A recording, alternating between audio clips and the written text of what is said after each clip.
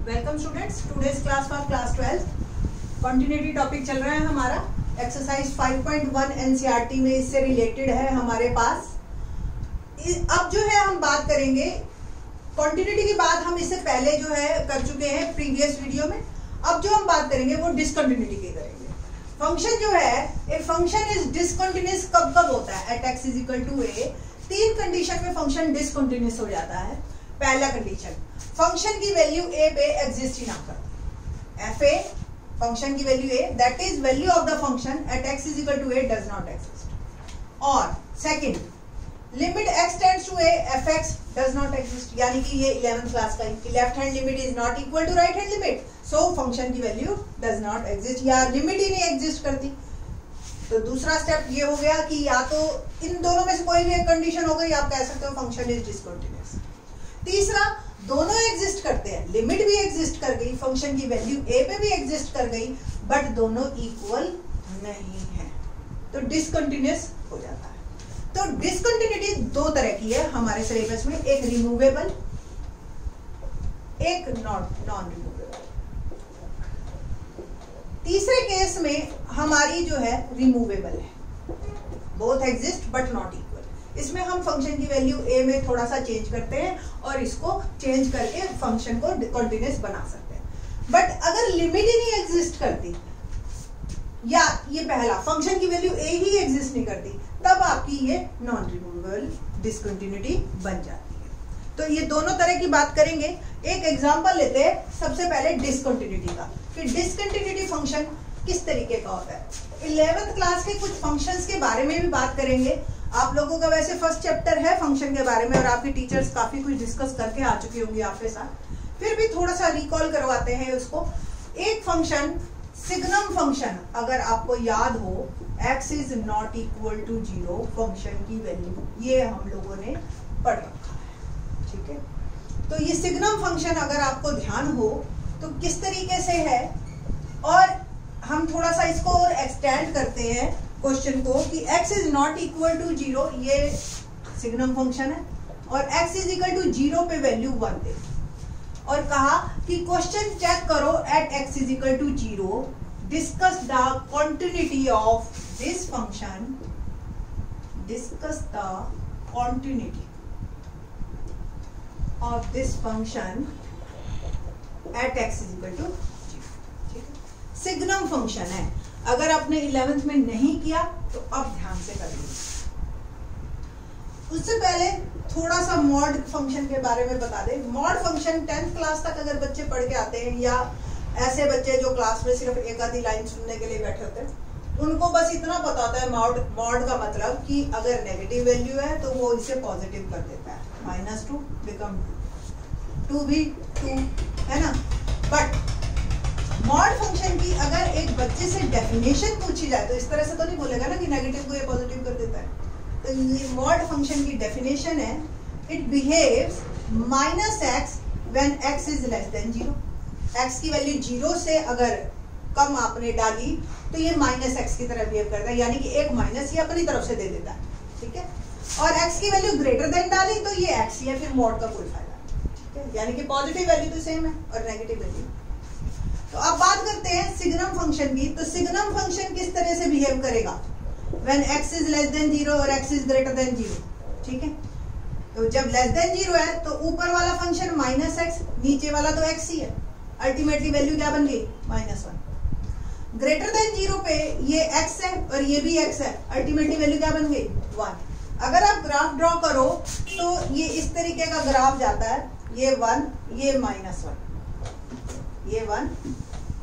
आप कुछ मर्जी डाल लीजिए, x से लेस देन वैल्यू, 0 से लेस देन वैल्यू 2, 3, 4, 5, यानी कि -2, -3, -4, अल्टीमेटली आंसर -1 आएगा। 2 से 2 कट जाएगा, माइनस आ जाएगा। ग्रेटर देन x की वैल्यू डालते हो आप तो 2 डाली, 5 डाली, 7 डाली तो ये भी कट जाएगा और ये वैल्यू आ गई आपकी 1, ठीक। तो इस तरीके से आपको ये -1 और ये 1, इस तरीके से आपका जो सिग्नम फंक्शन है at x is equal to 0, ये लिमिट ही नहीं एग्जिस्ट करती, और लिमिट एग्जिस्ट नहीं करती तो function is discontinuous, non removable discontinuity है ये।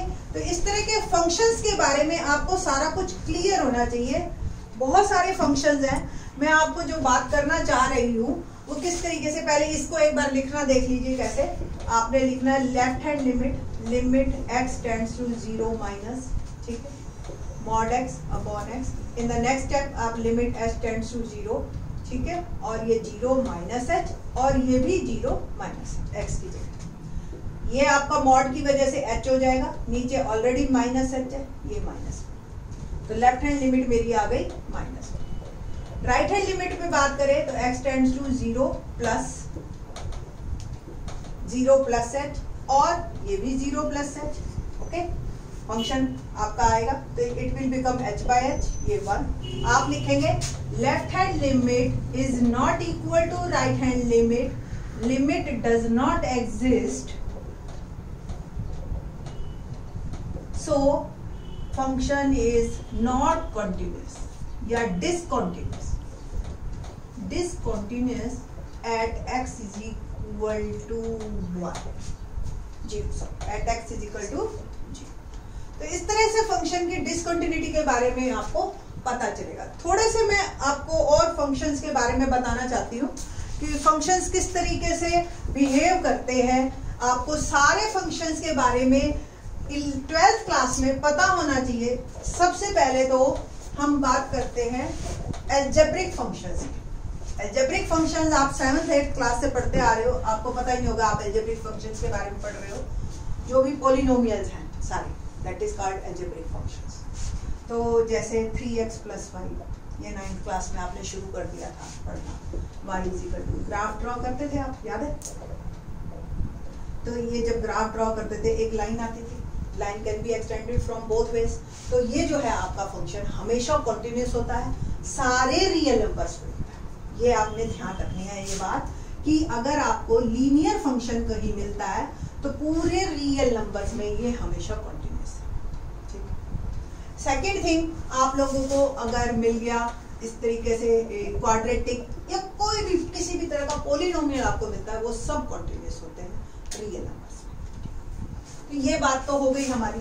इसके बाद हमारे पास एक मॉड फंक्शन है जिसके बारे में मैंने अभी आपको डिस्कस किया था। इसका ग्राफ किस टाइप का आता है? सपोज मॉड x है तो function is continuous all real numbers -0 से -∞ से ∞। मॉड फंक्शन हमेशा कॉन्टिन्यूस होता है, डेरिवेबल नहीं होता। जब डेरिवेबिलिटी की बात करेंगे तब हम इसके बारे में बताएंगे कि डेरिवेबल क्यों नहीं होता, ठीक है। तो ये बात हो रही है हमारे मॉड फंक्शन की। तो कुछ एक जनरल, अभी आप सारे फंक्शंस के बारे में एक साथ डिस्कस करते जाएंगे और हम पता चलता जाएगा हमें कि कौन कौन से फंक्शन कॉन्टिन्यूस होते हैं और कौन कौन से फंक्शन डिसकॉन्टिन्यूस होते हैं। एग्जाम्पल एक्सरसाइज 5.1 का फर्स्ट क्वेश्चन बहुत सिंपल है। क्वेश्चन नंबर 1 एक्चुअल में क्या है देखिए, तो prove that the function f(x), question है simple, prove that the function f(x) is equal to 5x minus 3 is continuous at x is equal to 0, at x is equal to -3, at x is equal to 5। ये आपको तीनों पे check करना है। आपको पहले ही clear होना चाहिए कि फंक्शन कॉन्टिन्यूस है या नहीं है। आपको पता है ये लीनियर फंक्शन, बस अब आपको हाउ टू राइट इस पे काम करना है कि ये लिखेंगे कैसे आप। तो सबसे पहले at x is equal to 0, तीन चीजें निकालनी है, left hand limit, right hand limit और फंक्शन की वैल्यू। तो लेफ्ट हैंड लिमिट पे बात करते हैं, ठीक है। क्वेश्चन करते हैं जी at x is equal to 0। अब ये इस तरह का फंक्शन है हमारे को, तो आप इसमें राइट और लेफ्ट अलग अलग निकालने की जरूरत नहीं है। अगर आपको चैप्टर याद हो लिमिट्स का 11th क्लास का, तो उसमें हम डायरेक्ट x की वैल्यू डालते थे, है ना। तो लिमिट निकालने के लिए आपको simple at x is equal to 0 हम डिस्कस कर रहे हैं फंक्शन की कॉन्टिन्यूस है या नहीं है। 3 पॉइंट्स हैं हमारे डिस्कशन के, ठीक। तो फंक्शन की वैल्यू 0 पे, पहले हम फंक्शन के बारे में ही बात कर रहे हैं कि फंक्शन है क्या, ये फंक्शन, ओके। फंक्शन की वैल्यू 0, इट मीन्स डायरेक्ट 0 डालना है आप, तो आपकी वैल्यू -3। अब लिमिट की बारे में बात करते हैं, तो limit x tends to 0 direct, ठीक है। आपने लेफ्ट और राइट में डायरेक्ट बात करो, आप अलग बात करने की जरूरत नहीं है, इकट्ठी ही बात कर लीजिए। तो 5x की वैल्यू 0 डाली, -3, या इसको आप और डाल दीजिए ऐसे इन द नेक्स्ट स्टेप 5 0 -3 और 0 इंटू समथिंग 0 -3। तो लिमिट भी एग्जिस्ट कर गई आपकी, दोनों सेम और फंक्शन भी, ठीक है। तो limit x tends to 0 function और फंक्शन की वैल्यू 0 पे दोनों सेम है, so function is continuous at x is equal to 0। बस सिंपल ऐसे ही लिखना है आपने। क्वेश्चन काफी इजी आएगा, 4 मार्क का आएगा आपके पास। Next, at x is equal to -3, same function यही है मेरा 5x -3। फंक्शन की वैल्यू पहले मैं चेक करूंगी -3, -3 डाली मैंने, क्या आया 5 3 -15 और -3 बिकम -8। और नेक्स्ट लिमिट में चेक कर रही हूँ, x tends to -3, no need to -h, no need to +h, left और राइट अलग अलग करने की जरूरत नहीं है। 5x -3 है, नेक्स्ट स्टेप में आप x की जगह -3 डाल दीजिए, -15 -3 -18, देखो दोनों सेम आ गए, ठीक है। तो limit at x is equal to -3 function और फंक्शन की वैल्यू -3 पे दोनों सेम है, so function is continuous at x is equal to -3। 4 marks आपको सीधे मिलेंगे। सिमिलरली हमें चेक करना है at x is equal to 5। मैं आपको ये बता रही हूँ कि ये फंक्शन लीनियर फंक्शन है, ये कंफर्म है कि आपका ये जो है कॉन्टिन्यूअस होगा ही होगा, ठीक है। तो at x is equal to 5 इसी में ही पुट करते हैं, सिंपल, ठीक है।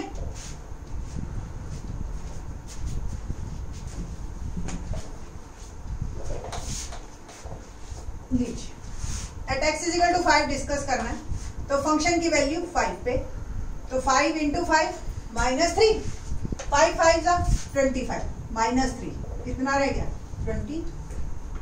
लिमिट की बात कर रहे हैं आप, limit x tends to 5x -3, किस पे बात करनी है, at x is equal to 5, तो 5 5 -3 25 -3 22, बोथ आर सेम। तो limit x tends to 5 function की वैल्यू इक्वल टू फंक्शन की वैल्यू 5 पे, सो फंक्शन इज कॉन्टिन्यूअस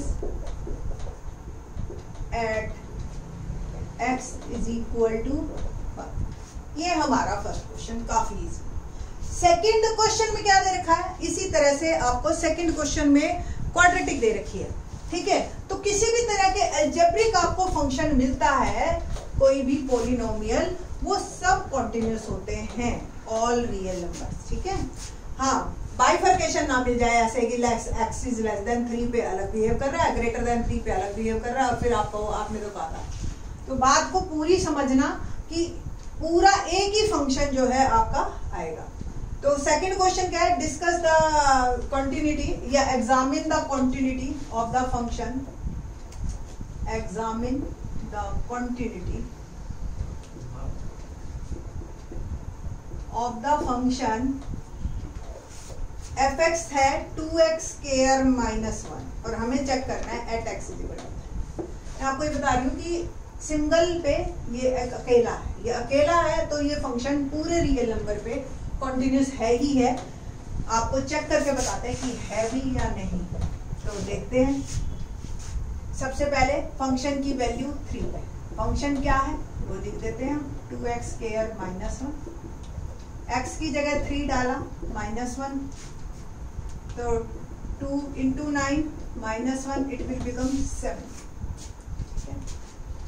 अब क्वेश्चन कर रहे हैं हम limit x tends to 3, 2x square -1। In the next step x की वैल्यू डालिए, सिंपल सेम 17। तो function limit x tend to 3 fx equal to function की value 3 same, so the function is continuous at x is equal to, ठीक है। Very simpler one, first and second question. Third question next video में discuss करेंगे। Thanks.